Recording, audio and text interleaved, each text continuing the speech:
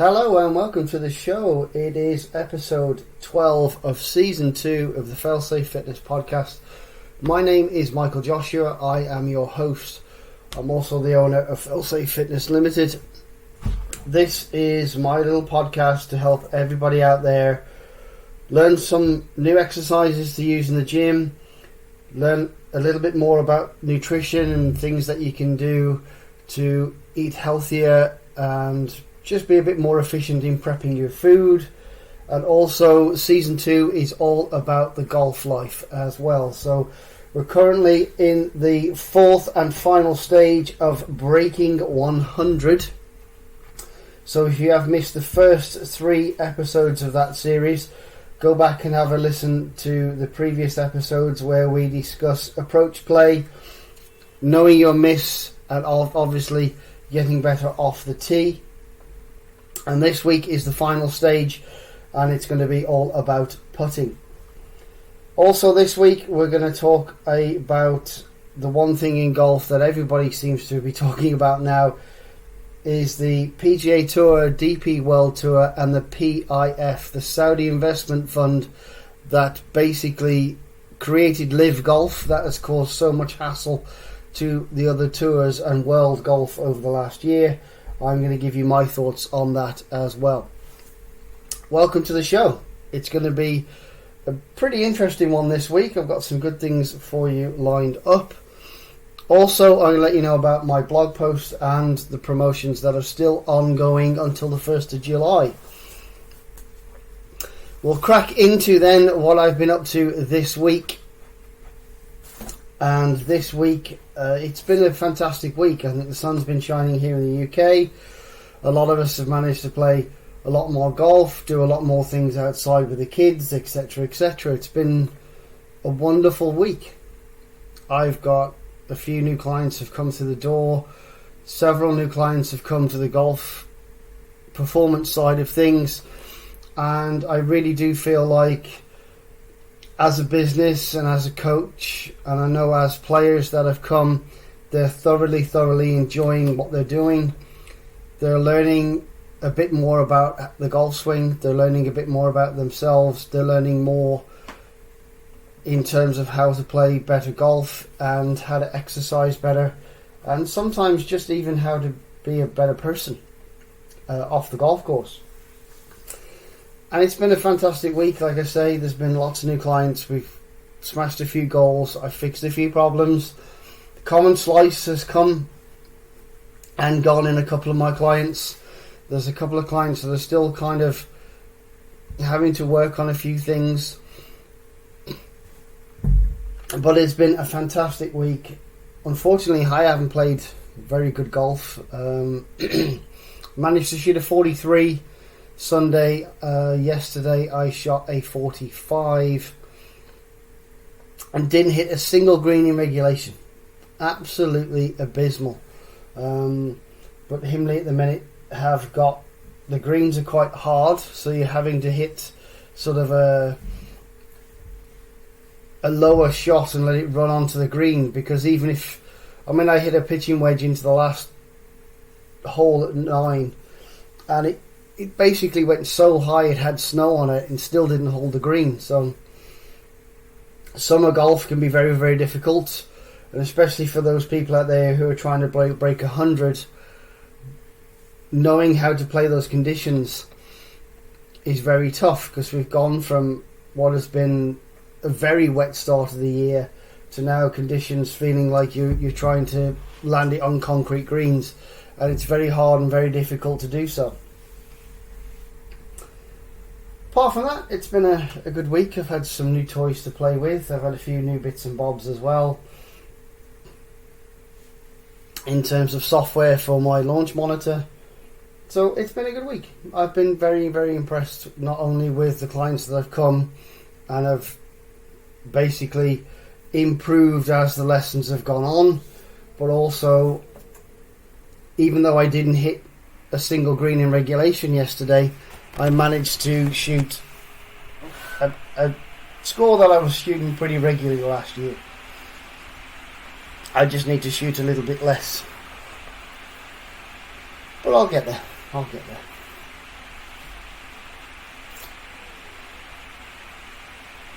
So, straight into your exercise of the week for this week. It's an exercise pretty much everyone can do, and it's the push-up. You know, it's a beginner level exercise. It's one of the most basic bitch exercises there is, but the push-up builds both upper body strength and core strength. It's got 1001 modifications, so beginners can start with easier versions, like doing it on a wall or on the back of a chair, on the back of a couch, onto a weights bench, and then we can go all the way up to like a decline with your feet on a balance ball or a balance board, and we can even put your feet in Olympic rings. Put your feet in Olympic rings or put your hands on the Olympic rings to make that movement much more difficult. Bent knee push-ups, incline push-ups, decline push-ups, they're all varying degrees of difficulty. And it's a wonderful, wonderful exercise that is going to build upper body muscle. So, shoulders, chest, triceps, and obviously your delts in your back, and obviously abdominal strength and even leg strength, because you're using your legs to stabilize your lower half of the body while the top half of the body is doing all the work. So if there's an exercise or you feel that your chest isn't quite getting there by doing the bench press that you think you should be doing, then mixing it up with different variations of a push-up, or even supersetting push-ups with bench press or cable chest flies, can help build that chest, help build a more square muscle, solid muscle, and obviously it's going to help with your arms and your triceps as well, giving them a nice workout too. So don't forget this basic exercise. The push-up is a very, very good exercise for everyone to do. Doesn't matter what you are, what age you are, you can give a push-up a go. And whether you're stood up against a wall, doing it on a couch, or you've got your hands in Olympic rings because you're an elite level push-upper, you can get this exercise done in the gym. And it's a great exercise if you're doing some kind of little mini circuit at the end of your session to help burn some calories and build some strength in the arm, chest, and also build a nice strong core. So don't forget to do your push-ups, people. It's a great exercise, and it's an exercise that people just forget about. They know what push-ups are, and you might be able to bench 100 kilo, but can you do 10 press-ups in a row, 20 press-ups in a row? Because there's a test out there that I do with all my clients where you get 60 seconds and you've got the push-up and sit-ups are as many as you can do, and there's a strength and age related system to that. And sometimes I have found that the people who bench quite a heavy weight do tend to struggle to do a lot of reps. You'd expect them to do at least 10, 12, 15 in a row, and they get to about 7 or 8, and even though they're quite strong, they do tend to struggle because they have a weak tricep, or their rear delts aren't used to having that pushing force because they're flat on a bench and those delts are only being used to stabilize the body while the arms and the chest do the work. So give push-ups a go, add them into your routine, do them at the end, or do them as a superset alongside your cable chest flies or your kid dumbbells, or whatever you do for your chest. Add push-ups into your routine and you're going to see the benefit of that exercise. And not just in your chest, but in your triceps, your lower back, and your core strength as well. First promo of the week then, ladies and gents. as you all know, I am a golf performance coach at Himley Hall Golf Centre in the West Midlands. Every Sunday morning, 11 a.m, £5 a head. Come and see me. I've been taking group sessions. I'm teaching one thing a week all the way through this month, up until the 2nd of July. This is going on. We've already had some very good weeks. And this week I am going through how to use less loft the closer you are to the green. So a lot of people out there have got this PGA Tour attitude to chipping around greens, and they see the likes of Justin Thomas, Rory McIlroy using a 58, 60 degree wedge, and they're flopping it up and flying it high and spinning it in, and little nippy spinner to get it stopped right next to the hole. And unfortunately, we are mere mortals. These ladies and gentlemen on the tours have spent hundreds and thousands of shots perfecting that technique with those particular clubs. And for us pure amateurs,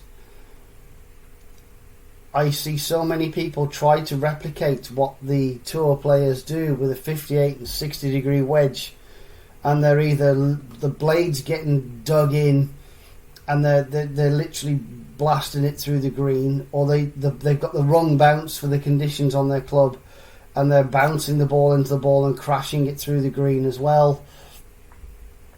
Or they do it fully digs and they pop it out the top and it goes about 6 feet and they're still not on the green from 12 feet away.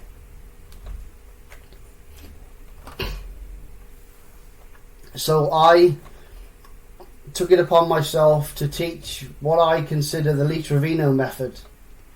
So Lee Trevino, from about 15-20 yards, takes a little bit of loft, and every 5 yards or so he gets closer, he takes less loft.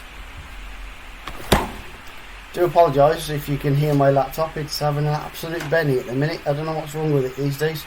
I've only had it a few months and it already seems to feel like it wants to overheat. And that's absolutely horrendous. Yeah, apologise about that. The laptop's trying to kill itself. But yeah, Lee Trevino uses less loft the closer he is to the green. So if he's right next to the green, he's just got the fringe to go over. You've got a couple of options. You can use a hybrid. You can use your putter. Or you can use like a 6 or 7 iron like a putter, just to hop it over that fringe and get it rolling towards the hole. And then you go 5 yards further back and you're looking at maybe 8 or 9 iron. And again, you just want to hop it onto the green and let it roll up to the hole.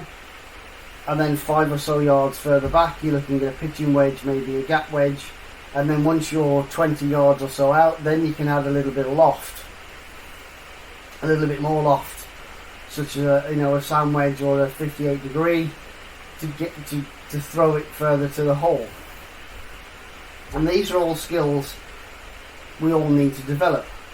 So as I say, this week I'm teaching that. So less loft the closer you are to the green, get you working a little bit better around the green instead of taking a couple of chips to get it on the green. I mean, half the time people think, oh, I'm short-sighted. I'm going to take this 58 degree, I'm going to chip it 8 feet, it's going to stop within a couple of feet. And like I say, they dig the blade in, it just hops up, doesn't make the green, or they use too much of the bounce, the ball gets bladed halfway through to the next tee box.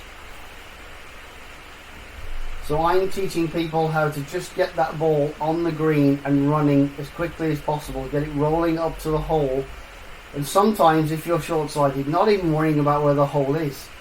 If the ball's at the back of the green, or the ball, or the flag, if the flag is at the back of the green, or the flag is at the front of the green,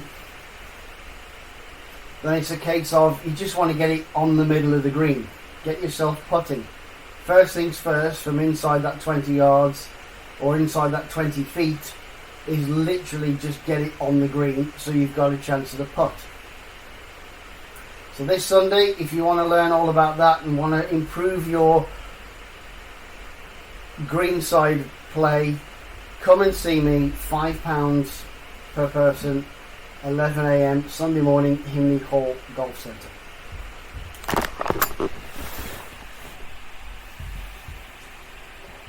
Moving on to your nutrition advice for this week, and it's something that's popped up quite regularly in some of the emails. Next week I will be doing your questions answered. So 3 golf questions, 3 nutrition questions, and the 3 exercise questions or training questions that have been the most popular through the emails over the last few weeks.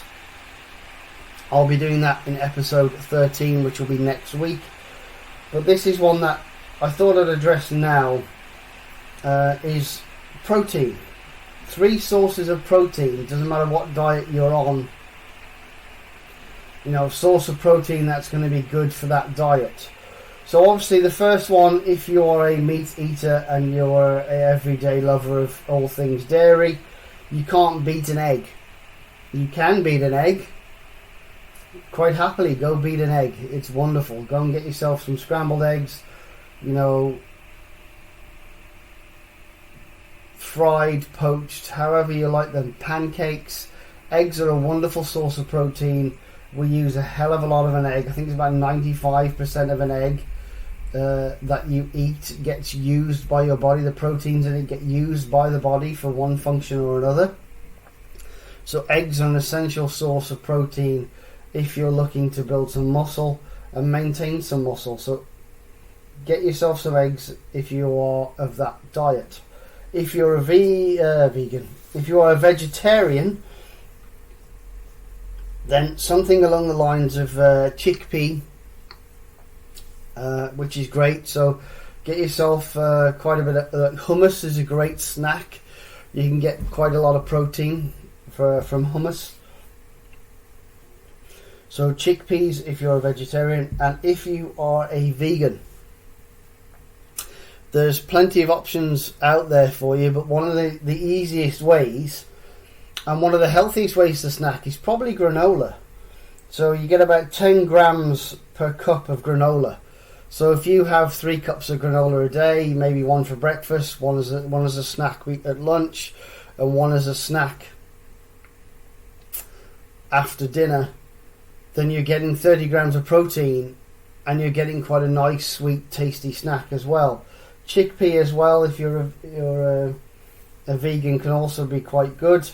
I mean, it's 20 grams per half a cup of protein, and that's where sort of vegans and vegetarians tend to fall down a little bit in terms of protein, but vegans, granola and chickpeas are a great source. So go out there, people. That's your nutrition advice for this week. Is protein is essential for keeping muscle, repairing muscle. If you've been to the gym, had a hard day at work, so eggs are great if you don't have any issues or whatever with your food. Then eggs, get plenty of eggs in your system. You know, pancake for breakfast and a couple of boiled eggs with your dinner, your lunch, and a salad. Fantastic way of getting some protein in your system. Chickpea and for your hummus, etc., is going to give you 20 grams per half a cup. And obviously granola is a wonderful way, if you're a vegan as well, to get some extra protein in whilst having a nice sort of sweet and crunchy snack. So go and get yourselves one of those 3 things. They are 3 great sources of protein. Add them into your diet and let's keep building some muscle together, people.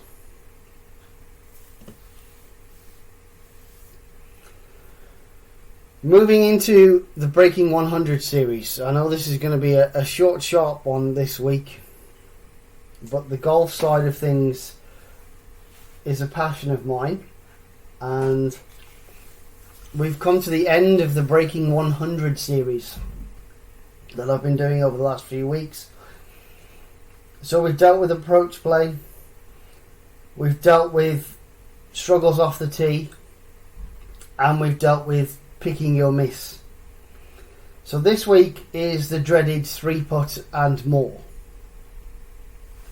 So these are the 3 ways that you can work on to avoid 3-putting. The first one, and I see this quite a bit, is that little 18-inch 2-footer, and people tap it, blast it by, pull it, push it. So what I want you to do next time you're out on the golf course, or next time you're about to go out for a round, these 3 drills can be done in the space of 2 or 3 minutes. So go and grab yourself 4 golf balls, pick a hole, and what you're going to do is your putter grip from the hole, place a ball around the hole. And I want you to hole all 4. And once you've holed all 4 3 times in a row, you can move on to the next drill. So take your putter grip, put it next to the hole, away from your hole, one side, one the other, one left, one right, one above, one below. And those are going to be about that little 18-inch 2-footer putt that I see you miss all the time. And those are the nervy ones, especially when it's, match play, or it's for a par, or it's even for a birdie. I've seen so many people miss them. I want you to have a nice firm stroke at the back of the cup, straight at the back of the cup, nice and firm, so you're looking so it goes about halfway to the next ball. That's what you're looking at. You're looking at hitting the pace, so you've got 1 ball low, 1 ball high. That ball that's high, you want to be aiming probably about halfway to that ball that is high. So give it a nice firm stroke through that ball to the back of the cup and hold those small putts, because those are the ones that really get us when you've missed a putt from that range and you go, I've been silly there. So 4 balls. Once you've holed all 4 3 times, move on to this next drill. And this next drill is go and grab a wedge. So your shortest wedge, which is probably going to be a 56, 58, 60 degree, put the wedge head in the hole, and again, 1 left, 1 right, 1 north, 1 south of the hole.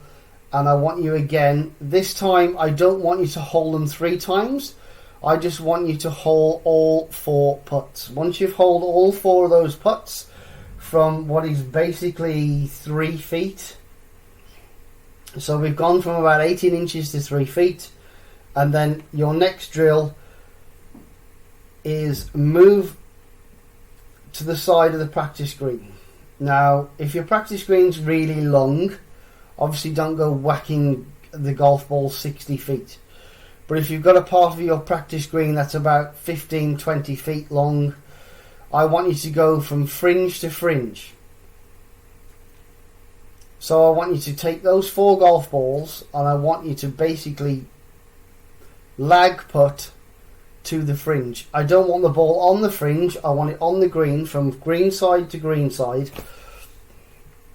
If your ball goes off the fringe of that putting surface, I'd class that as a defeat.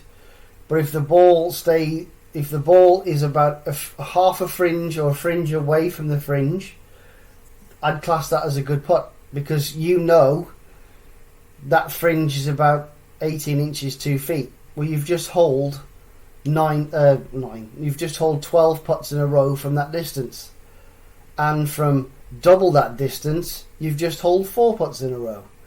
These 3 drills done consecutively are going to build your confidence to go out on the golf course.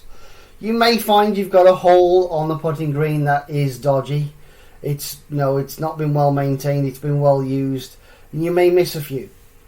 But once you've done these drills, so a grip from the hole, hole them all 4 putts 3 times in a row, so that's hole 12 putts. I mean, you can just say hole 8.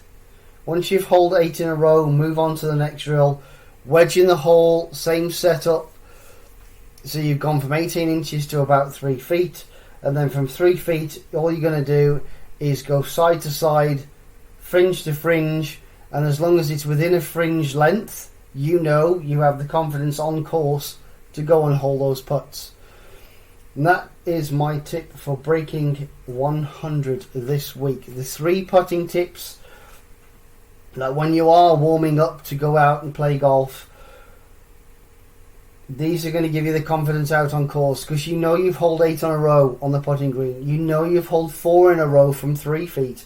And you know from 15 or 20 feet you've put it inside, 2 or 3 feet. And you know you've got the confidence then to go and hold those putts. It's a little confidence builder, and the better you are at doing these drills, the better putter you'll become.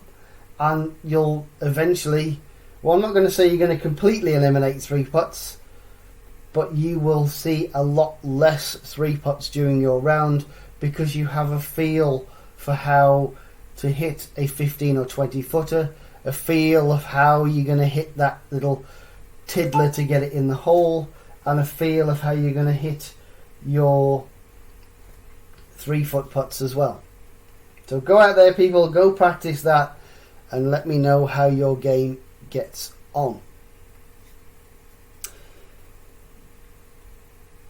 Final promotion of the week then. Again, as we've been going through this month, it has been an interesting month. I extended it through till the 1st of July, and that's now counts for everything. So promo is 342. If you want to book a 3-for-2 session in person for the golf performance, personal training, or nutrition and weight management, that is now on till the 1st of July. So £20 a session, maximum of 9 sessions for the price of 6, all payable in advance. If you do want any personal training, any fitness training, nutrition and weight management advice, or golf performance training in person, please use the links in the description. Get in touch, we'll get you booked in. Space is getting quite limited now with summer just around the corner, but do get yourselves booked in. Golf performance is getting busy too, but come and see me. We will fix your game, we will fix your nutrition, we will fix your fitness, make you a better person on and off the golf course, in and out of the gym. So come and join me. The final thing I want to talk about today, it's just my thoughts on the situation. It's something I spoke about at the start of the year, and I haven't really done since. The news broke this week that the PGA Tour, the DP World Tour, and the Saudi Public Investment Fund had come to an agreement to create a new entity. And that new entity turns the PGA Tour from a non-profit to a profit organisation, which firstly, PGA Tour hasn't been a for-profit organisation since its inception, and now it is going to be for profit. So that turns it on its head, and that turns it into a corporation that's going to probably get a little bit greedy. The DP World Tour is the one that I feel sorry for, because they were struggling. They were struggling to keep hold of any of their stars. They really were struggling to keep hold of any of their stars. They were all going to the PGA Tour because nobody wanted to stay on the DP World Tour. When LIV came about, they strengthened their position with the PGA Tour. They just won a court case against the LIV golfers who sought litigation to play on those events. But after they lost that, apparently the PIF and the PGA Tour got together, had a little discussion, and basically the PIF have got so much money they could drag this out for years and years and years to come. And the PGA Tour, DP World Tour, etc. don't have that kind of money backing them up. And this merger, I think, is getting a little bit muddied, in my opinion. Because the PGA Tour, Monahan, Rory and a few other players said, I don't want to have any part of Saudi money. It's dirty money, I don't want it, blah, blah, blah, blah. Monahan even used the victims of 9/11, which is crazy, saying that it was Saudi nationals that started that did some of those attacks, and they shouldn't be taking the money, the human rights record, etc., etc. Now, 12 months down the line, PIF have basically funding the PGA Tour, they're funding the DP World Tour, and they fund Live Golf. So they have basically sports washed an entire sport. It's what they've tried to do. I mean, they have their fingers in Formula One, and you can tell the Formula One. I'm a big fan of the sport, but I just think there's too much politicalness, which has always happened in Formula One. But the likes of companies like Porsche, etc., want to come into the sport. But Formula One management and probably the Saudi side of things don't want them in. They want to keep the money for themselves. They want to make a big profit. And it's a sport. If it's a sport where no one comes in, no one comes out, and there's no... There used to be qualifying back in the 80s. There used to be 20 or 30 teams for a 20 or 25, 24 team race trying to qualify, and now there isn't. There's just 10 teams with 20 cars, and it's getting a little bit boring. And the PGA Tour and the DP World Tour strengthened their conditions, and even a few weeks ago were saying that these guys, when their contracts run out, and then Koepka went and won the PGA. And I think that changed a few people's opinion of, we miss Brooks Koepka, we miss Bryson DeChambeau, we even miss Phil, even though Phil is not a very nice person by all accounts. He's still a guy that the fans have a lot of wow factor for.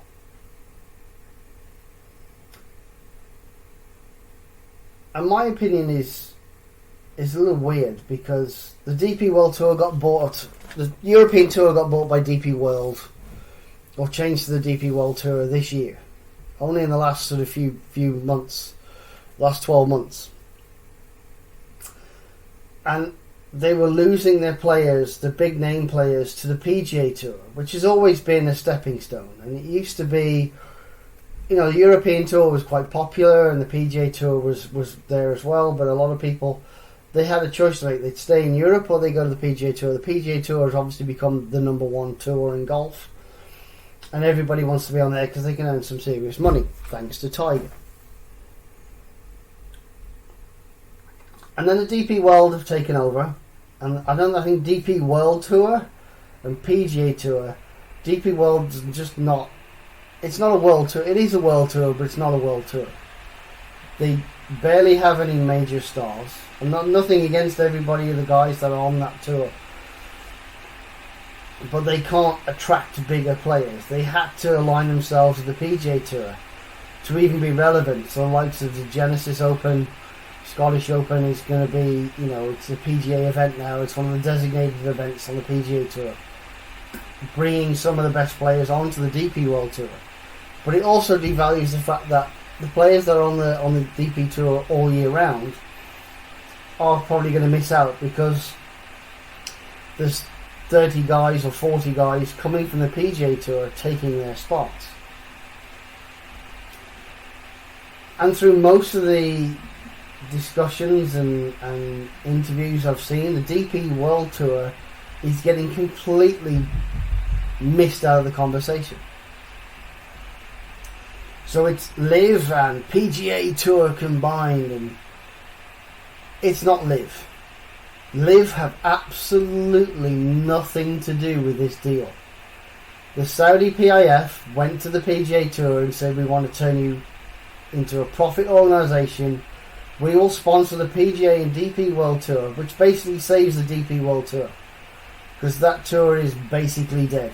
And that's a shame, because if you look back 15, 20 years, Colin Montgomery, Ian Woosnam, Seve Ballesteros, there's some major players, Lee Westwood, Ian Poulter, have won Orders of Merit on that tour. Some of the best players in the world wanted to play on the European Tour. Now the DP World Tour is so devalued, it's having to cling on to the purse strings of other tours to even stay relevant. And now the PIF have bought into the PGA Tour and the DP World Tour. Saudi Investment Fund own every single golf tour on the planet that's probably relevant to world golf. No offense, Asian Tour, you've got some good players, but yeah,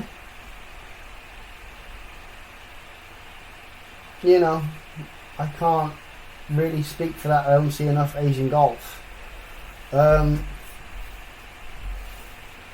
everybody wants to be on the PGA Tour. And Liv took some big players with a lot of big money.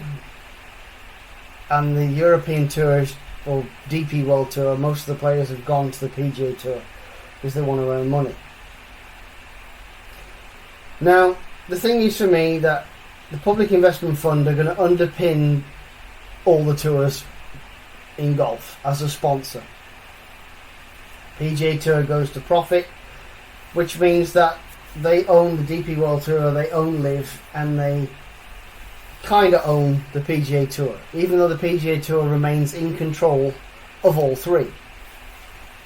So that's a lot of logistics that needs to be worked out. The guys that went to Liv and took the money must be laughing their bums off, because they've taken 100 million, 20 million, 30 million, whatever the hell it is, to go play Liv, and now they can come back to the PGA Tour and DP World Tour without...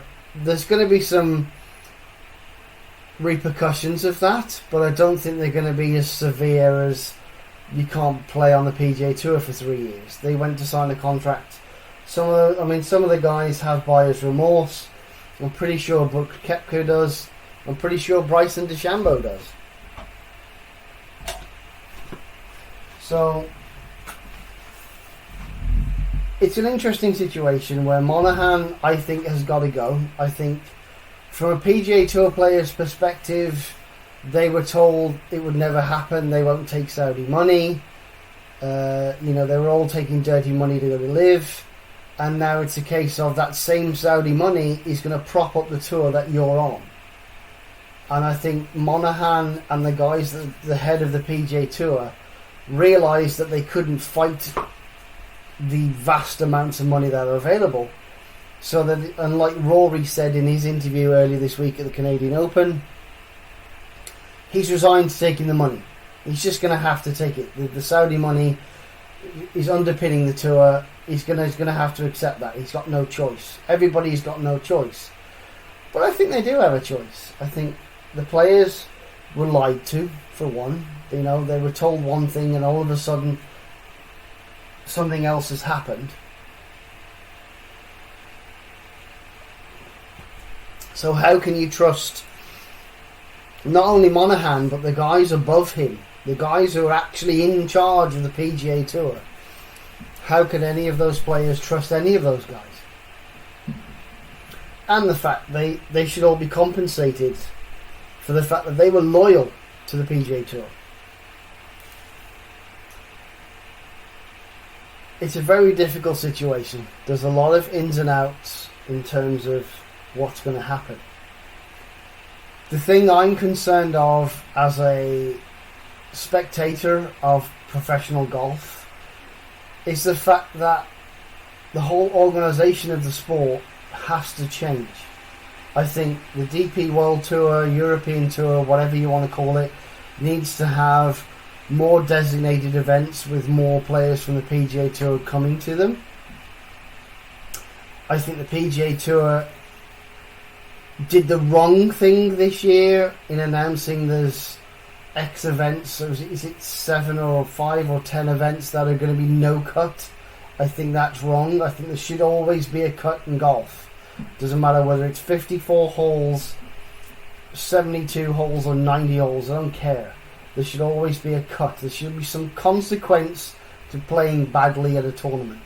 And I think that's the thing that Liv got wrong, which is the reason why Liv, for me, is just not interesting to watch.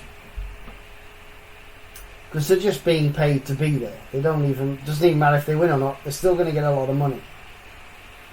Whereas the PGA Tour, people spend, like Michael Block a few weeks ago at the PGA, spend a lot of time trying to get onto or trying to make a cut at a major tournament. And when they do, that's a great story for golf. And I think golf, being underpinned by the PIF and having not one but 3 separate tours to deal with, and the ins and outs of that, is going to be so mind-blowingly complicated. Can you see, Rory playing on the cleeks, for instance? I can't. And I can't see Koepka and DeChambeau wanting to play golf on the PGA Tour every week, because that's why they left to go and play Liv. But some of those guys should have at least go to the DP World Tour and play at least 5 or 6 events on there to elevate those events, because they're world-class stars. They need world ranking points, and that should be that. There should be the DP World Tours needs to it's in a poor negotiating situation, but it should be negotiating to get more stars playing on its tour. And if we're going to have one company owning all of the 3 of these golfing events in Liv, the PGA and DP, they should all be playing a minimum amount of events on each tour. And that's my opinion.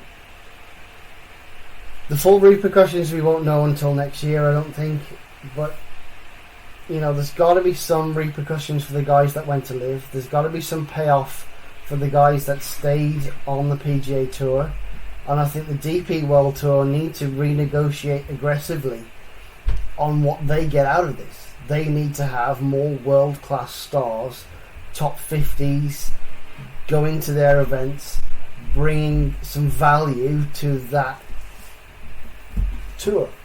Because if they don't get that now, I see by 2030 there won't be a DP World Tour. It'll just be the PGA Tour and Liv. And that's what frightens me most as a fan. We've already lost the Euro Pro Tour in Europe, which was a great avenue for golfers to get onto the European Tour, DP World Tour, and then further on in their careers. So to lose a tour like the DP World Tour, which could, I think, still is a potentially going to happen inside the next 5 years, it's frightening. And as a fan, that's frightening, because you want to see good golf. There's so many good players. I mean, the only other option is that it becomes a world golf tour. So PGA World Golf Tour that encompasses all those events, and everybody gets the opportunity to play. Multiple events, one in America, one in Europe, and the top 70 have to split. They have to be in Europe 1 week and America the next. Something like that. But the DP World Tour need to negotiate aggressively, otherwise they're going to become completely irrelevant to world golf, and that would be the biggest shame, in my opinion, of this deal. And that's my thoughts of the week on that. I thought I needed to get my opinions out there, whether they're right or wrong. I don't think anybody knows anymore. But that has been this week's show. Thank you for listening. I hope you all have a great week. Get in touch if you want to improve your golf. My name has been Michael Joshua. It's been a pleasure having you listen to my little voice over the last 45 minutes. I shall see you next week. Your questions answered.